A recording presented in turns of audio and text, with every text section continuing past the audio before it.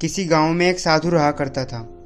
वो जब भी नाचता था तब बारिश होती थी, इसलिए गांव के लोगों को जब भी बारिश की ज़रूरत होती तब ये लोग साधु के पास जाते और उनसे अनुरोध करते कि वे नाचें, और जब वे नाचने लगते तो बारिश जरूर होती थी। कुछ दिनों बाद 4 लड़के शहर से गांव में घूमने आए।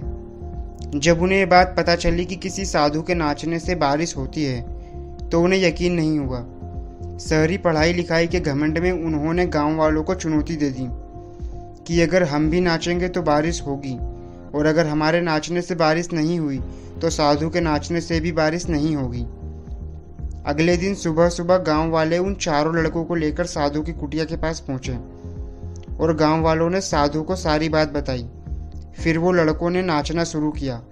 पहले लड़के ने नाचना शुरू किया, आधा घंटा बीत गया, फिर वो लड़का थक कर बैठ गया, पर बादल नहीं दिखे। दूसरे लड़के ने नाचना शुरू किया, 1 घंटा बीत गया, पर बादल नहीं दिखे और वो भी थक कर बैठ गया। बाकी दोनों लड़कों ने भी ऐसा ही किया, पर बारिश नहीं हुई। अब साधु की बारी थी।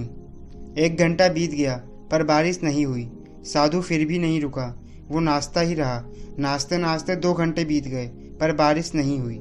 4 घंटे बीत गए, पर बारिश नहीं हुई, लेकिन साधु तो रुकने का नाम नहीं ले रहा था। धीरे धीरे शाम ढलने लगी कि तभी बादलों की गड़गड़ाहट की आवाज़ सुनाई दी और थोड़ी देर बाद जोरों से बारिश होने लगी। ये देखकर चारों लड़के दंग रह गए और साधु से क्षमा मांगने लगे।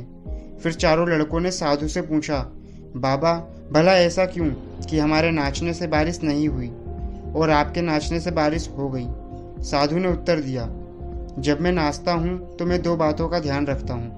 पहली बात तो मैं ये सोचता हूँ कि अगर मैं नाचूंगा तो बारिश को होना ही पड़ेगा, और दूसरी बात ये कि मैं तब तक नाचूंगा जब तक कि बारिश ना हो जाए।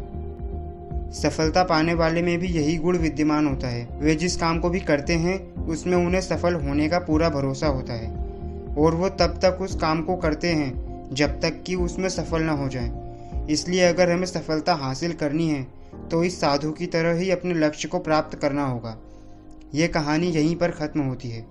अगर आपको वीडियो पसंद आया तो वीडियो को लाइक और चैनल को सब्सक्राइब करके हमें सपोर्ट ज़रूर करें।